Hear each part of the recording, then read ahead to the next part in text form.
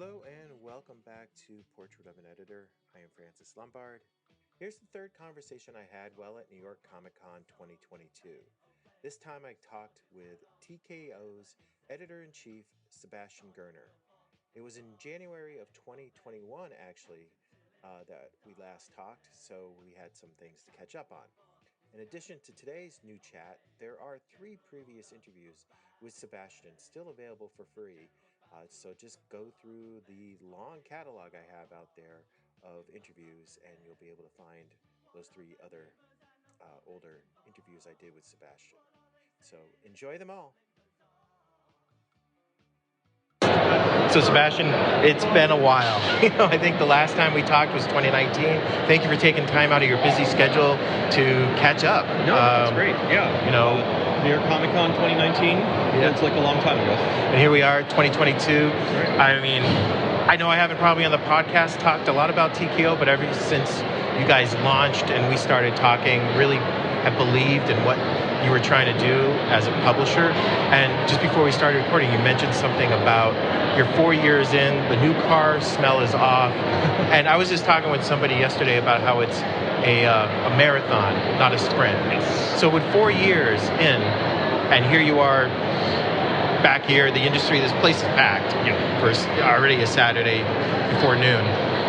What's things looking like for TKO? Because you guys have been still busy doing things since we last talked. Yeah, absolutely. I feel, standing here now, I feel really excited. Not just about, New York Comic Con being back. It's great to see, old and new faces and just catching up with so many artists and friends that you've been in touch with, kind of just email, social media for the past 3 or 4 years. Because I really realized that, going to New York and a couple of other shows once a year, there are friends I have, colleagues and creators that I love that I only ever see at cons. And re-experiencing the isolation that we all felt during COVID is pretty heartening, just to see how everyone got through it. People are still making comics. As far as TKO goes, the last time we spoke, 2019, that was just our 1-year anniversary. We had just put out our second wave of books. And then COVID happened, and the industry is forever changed. I think we're seeing the last year, we saw things opening back up again. Obviously, conventions are going again.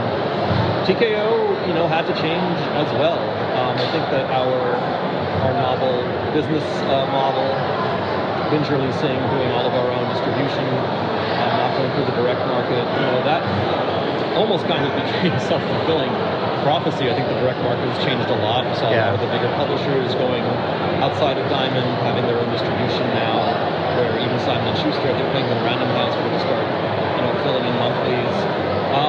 But just in general, I think TKO was a bit ahead of its time at the time, and I think that we were really stress tested over the course of COVID in terms of because we binge released all of our books, we were able to continue to sell. Because we didn't go through Diamond, we were able to continue to fulfill.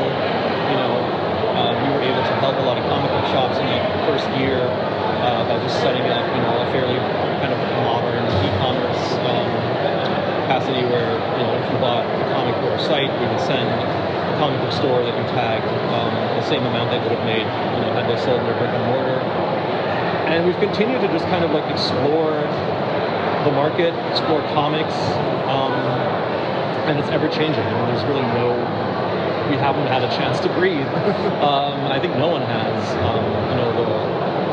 The pace has been pretty hectic. The pace has been unsettling, and I think that what I do really like about being able to offer creators at TKO is just a sense of, if not normalcy, a sense of security, where for the time that we are working on a book, be it 12 months, 16 months, anywhere in between, you are going to be working full time on this project.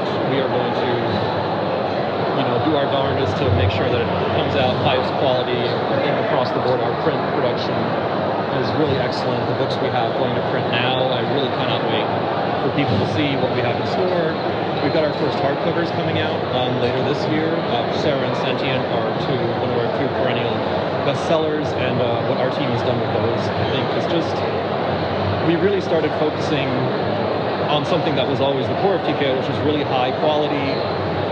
We don't put out as many projects as other publishers, and I think that that's something that actually benefited us over the course of COVID, is that when we were ready to put out 2-3 titles at a time, bookstores, libraries, comic book shops were always there, and it's something that we're continuing now. I've been very busy this past couple of, always busy, but oh, you haven't been able to just sit at home and watch Netflix? I have not been able to kick back too much. Life also changes. Like, I had a kid during Yes, congratulations. COVID. Thank you so much. And starting to, first time COVID, first time Comic-Con, as a dad, I've got to pick him up from daycare soon. So it all flows like back into the work and the life, but I think we're coming out of this stronger than ever. I'm very excited for the future. I think that the market continues to change. I think that sales figures and projections and the economy and the world political stage continues to change, but comics, are a bedrock. Making them, sharing them, talking to people, sharing them with creators, sharing them with readers. It's something that has gotten me through COVID. It's gotten a lot of us through, and it's something that I'm excited to continue to do for TKO. Well, one thing you guys definitely did now, it's all really coming back to me, is that supporting the stores, which is great, which also just showed that, even though you're saying, we're not going to go through Diamond and we're going to have a self-distribute, you still believed in sort of the American market, no matter what it was. Yeah, absolutely. And that retailers were still important to the agenda, part, and it's still an important piece to TKO's success. I mean, from day one, we grew out of the bedrock, the groundswell of support from brick and mortar comic book shops. Yeah.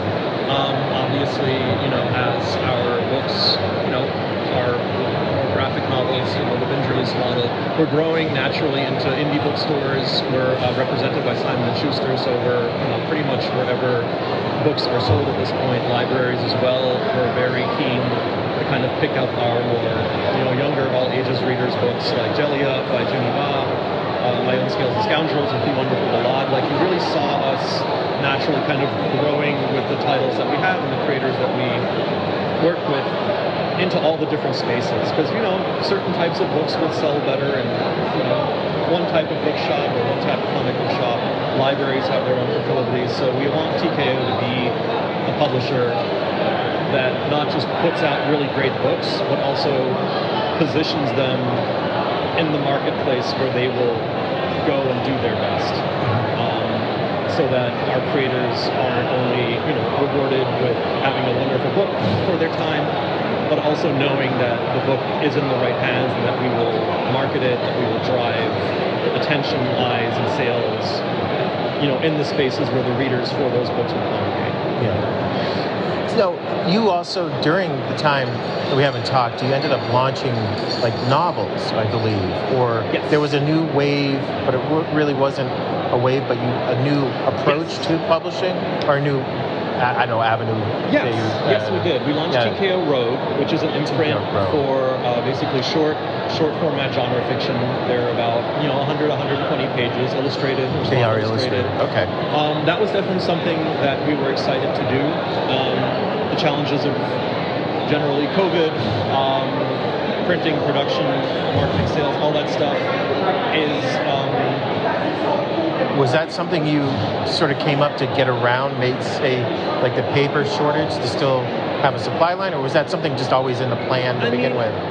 I think that wasn't necessarily something that hurt our kind of pushing forward on it. I think generally as readers, lovers of genre fiction, and especially noticing that for prose writers, this is like going off the comic book market, but I'm a huge fan of short horror novels, sci-fi. There's a whole slew of amazing writers out there, especially young writers, especially writers who may or may not, if you think the comic book industry is a mess, wait until you get into the genre publishing market.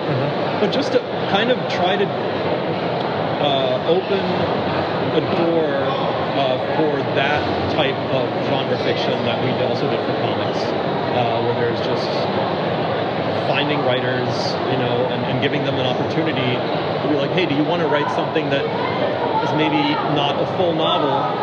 It's not going to take a year of your life or more in some cases, and maybe also something that you don't feel like you can pitch to your regular readers. If you're churning out a crime book or a romance novel every 6 to 8 months, like some of these writers do, like maybe they want to try something else. Maybe they want to try, I don't know, something science fiction-y or a suspense movie or something like that. Like that was,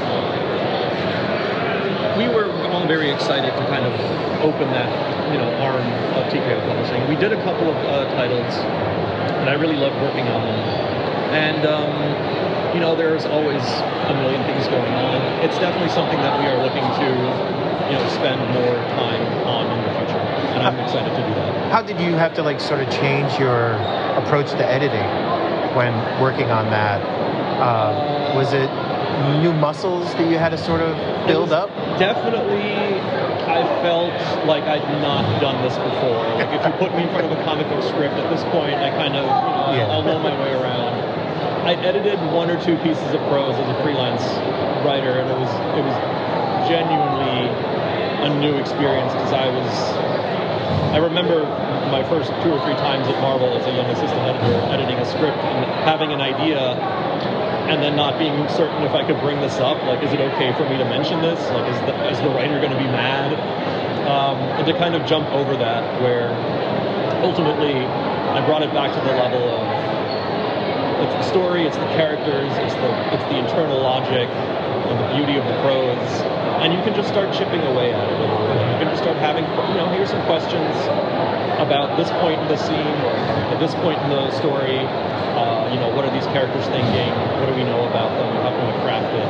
Because they were both suspense pieces that I edited. There were One Eye Open by Rudex by Joshua Dysart, his first prose piece. I was very excited to work on that. Josh is just one of my favorite writers. Yeah. And, but you've worked with him before, I've too. worked with him before, and he was very excited to write some prose, and the story he pitched us was the backdrop is amazing. It's against the titular Brudex. It's the 2 cicada breeds that once every 17 years come out at the same time. And against that backdrop of these swarms of cicadas, we have in the 1950s a murder mystery set on a construction site for a nuclear, for a fallout shelter in the middle of nowhere. So these accidents start to happen, and all of these kind of day labor, rough men are starting to wonder if they're getting picked off one by one. And Josh killed it. I was just so excited to work on something. Well, clearly, the writer had a passion for the story, but also had a passion for the format. It was finally kind of getting to live his dream of writing, a prose piece. And I hope Josh, I know he's working on comics all the time, but just to be able to, give an incredible writer in one medium an opportunity to write in another medium, and just break the ice on whatever insecurities you had there. Because once someone is kind of waiting for you to hand in a draft, it's different, I could start writing a book tomorrow, and maybe I will, but it's a lot more likely if someone is waiting for a draft in a month or 2. That's a huge impulse. And the other book finally got the names back up and running. Alex Gressian, New York Times bestselling authors, One Eye Open, and that's another really exciting. It was a folk horror story based on a Danish golem type figure, but also a really emotional story about loss and grief. And it was interesting. I mean, Alex was, written several novels before. There was a lot more experience, but even there, it was just interesting to have a conversation about the story, about the progression of the characters and the chills. And because they were short, 100 pages, it was easier for me to kind of find my footing there. So it's something that I would love to continue to do, and luckily we'll have the opportunity to do with TKO Road. So which is easier, editing a novella or putting together a 6-part comic book? I think they're both very challenging. If I continue to edit prose and novellas, I'll probably become more confident and become less second-guessing myself. But for me, it's, comics are, I've got the muscle memory. You can put me in front of any comic script and with any artist and anything, and I can probably make you something worth reading. But it's good to challenge yourself. Even after 13, 14 years of making comics professionally and a lifetime of reading them, like, there's always something new to learn, and I think sometimes completely stepping out of the realm and going into writing and prose, there's something to be learned there. You can bring it back into comics and vice versa. So I'm going to let you get back into Artist Alley, but for the next year, what's going on with TKO? Is there anything you can tease us about? Absolutely. Yeah. So we're setting a lot of exciting stuff to print right now. Two things that we haven't announced yet that I'm very excited for. Some announcements we have made is that our next wave of books will be out in the spring of 2023. Three really great titles. We've got Sacred Lamb by Tim Seeley and art by the wonderful Yelena Đurđević. That is a kind of meta horror slasher, which is, I think that if you've never read a horror book or never dipped your toe into the slasher, I'm hoping it'll do a little bit like what Scream did, is revitalize that whole genre, which I think actually right now is going through a bit of a revival. I think our take on it is really great. Cool. And we have a historical, a true story about magic by Paul Parnell, and a really wonderful debut by a young artist named Valeria Borzo called The Witches of World War II, which is a true story about how a covenant of witches conspired with the British Secret Service to essentially take down the head of Hitler's occult division, Rudolf Hess. Yeah. Including the founder of Wicca, a woman named Domini Valiente. So that was exciting to work on. It's an outrageously true story that I'm really excited for people to read. And then the third book is the sequel to Lonesome Dave's Savage Nights, by our own Sal Simeon and art by Simon Podransky, which continues the story of our werewolf private detective, neo-noir, very violent, very exciting. So the last time we talked, the last interview, I asked you if there was going to be a sequel to some of these books. Yes. That one seemed to, just even the title hinted that. So that's right. It's coming back. Great. Looking forward to that one. Looking forward to doing more of that. Good. Well, hey, Sebastian, thank you very much. It's great catching up. And looking forward to the TKO, what's going on in the next year. Thanks. Thank you so much. Thank you much. Cheers.